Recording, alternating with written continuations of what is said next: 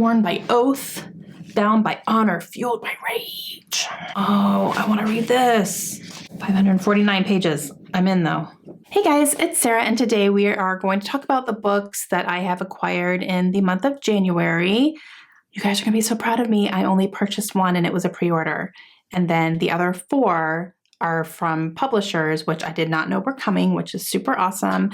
And yeah, so I kept it together this month. I did not purchase anything other than my pre-order, which I ordered last year. As soon as I heard it was available for pre-order, I pre-ordered it. And then everything else is just a surprise. So it was pretty awesome. And that pre-order is Reminders of Him by Colleen Hoover. Who's surprised that I pre-ordered her new book?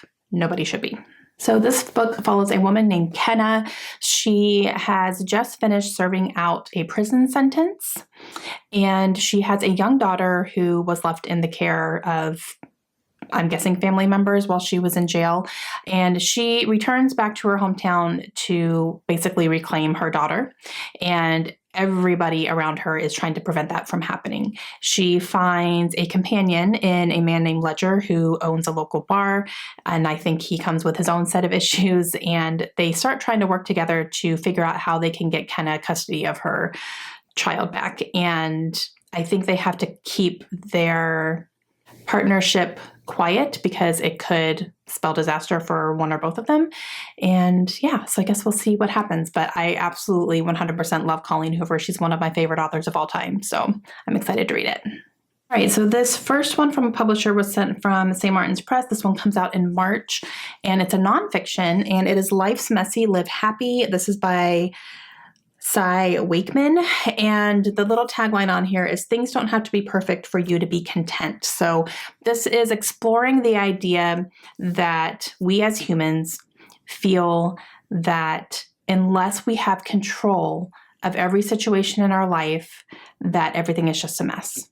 And the dangers of thinking that way and realizing what is controllable and what is not controllable, and letting go of needing to feel in control of absolutely everything in your life and learning to let go a little bit will help you live a little bit happier. So interesting. We'll see if I end up picking it up. This definitely came unsolicited. I had never even heard of this, but I'm not against it. And it's a nice short book. It's less than 250 pages. So I could definitely probably squeeze this in, but nothing wrong with a little self-help every once in a while. Okay, this next one was sent to me from Wednesday Books, and this one also comes out in March, and I've never heard of this, but this cover is stunning, and definitely something I would be into, and that is A Far Wilder Magic, and this is by Allison Saft. This is a young adult fantasy book, and we are following a pair that team up to defeat a magical beast. And characters in here are Margaret and Wes. Margaret spots a Hala, which is the last known living legendary mythical creature. So she spots this thing in the woods, and she knows that because this thing has been spotted, that there's going to be something called the Half Moon Hunt, which is a competition to hunt down this magical creature. Whoever wins the competition in hunting down this creature is going to have fame and notoriety and riches, and their life will pretty much be set up for them, and she wants that desperately. However, only teams can enter into this competition, so she wants to team up with an alchemist. Margaret herself is a sharpshooter, one of the best in the land, and so that's a skill that she has, so she wants to work with an alchemist because those two skills together are going to be very successful in hunting down this creature. And she ends up meeting Wes, who is not officially an alchemist. He has been in internships and trying to learn all the trades, but he's been kicked out of all of them for some sort of reason. And so, but she doesn't really have any other options. So she teams up with him, and together they are going to try to hunt down this creature to win this prize. I'm actually really excited about this. When this showed up, this cover, you guys, is so, so pretty. I love the colors. I love the drawings. So gorgeous. And this is totally up my alley. So I definitely want to read this one soon. The next one that's sent was also from St. Martin's Press, and this book comes out in May, and that is My Wife is Missing by DJ Palmer. I have read DJ Palmer before. I read The New Husband by him, and I really enjoyed that book, and I think he has a couple other ones out. One of them I believe I have Saving Megan, which is downstairs, and then I think there's another one that he wrote about a daughter, but I haven't picked that one up yet. But I did really enjoy The New Husband.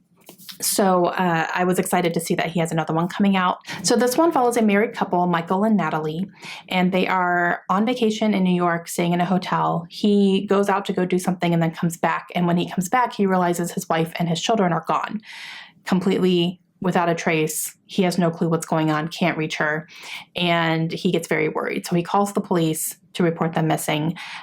The only thing keeping him from telling the police the whole truth is something about his past that could get him in trouble. So he leaves that part out of it. And then it starts to become apparent that Natalie left on purpose. And she did. And you're going to also follow Natalie in her decision for leaving Michael and why she did that, and taking her children with her.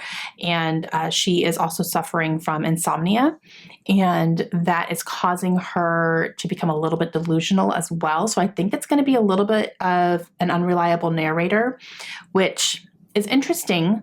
I like that it's unreliable because of insomnia, not because of she's drinking or taking pills or anything, because that's been done so much. So I like the insomnia part of it that's causing her delusions and causing her to question her own self. And so I think we're just going to untie all these things, including his past and how that affects their marriage and all that kind of stuff. So I'm very excited for this one. Okay, this last one, I've not heard of this book, but I've heard of this author and I got very excited. This is a big, chunky fantasy, and it comes out in May, and I am so excited to read this. Like, I'm going to be picking this up soon, guys. So I got Kagan the Damned. This is by Jonathan Mayberry, who is a very prolific author, and I haven't read anything by him yet, but I've been very interested in his books. So when this showed up, I kind of squealed a little bit. And this one follows Kagan Vale, who is a captain of the palace guard in this kingdom.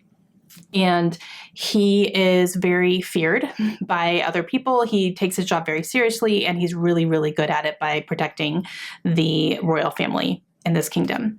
One night, Kagan is drugged, and the entire royal family is killed. And that completely shuts down the entire dynamic of the kingdom. It's basically going into chaos and ruins, and no one really knows what to do.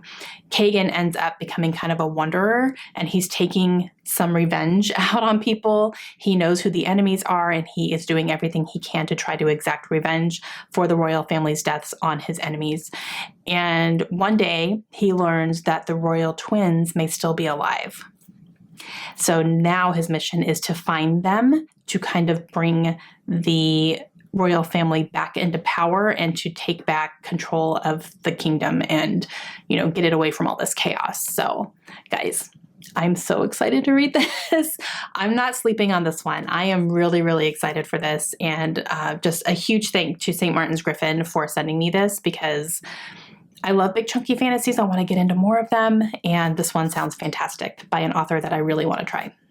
Okay, guys, that is it for my January book haul. Nice and small. I only bought one and I purchased it last year. So I'm calling this a huge win for me, trying to limit the number of books that are coming in every month physically, because you know that your girl has way too many books on her shelves that are not even fitting her shelves anymore. But big success on this one, and it actually feels really good to have a small book haul. Like I have a couple things, but I'm not going overboard in any means whatsoever. So very excited about that. Let me know if you guys have heard of any of these. If any of them are on your radar now, let me know, and I will see you guys again very soon. Hope you have a great day. Bye.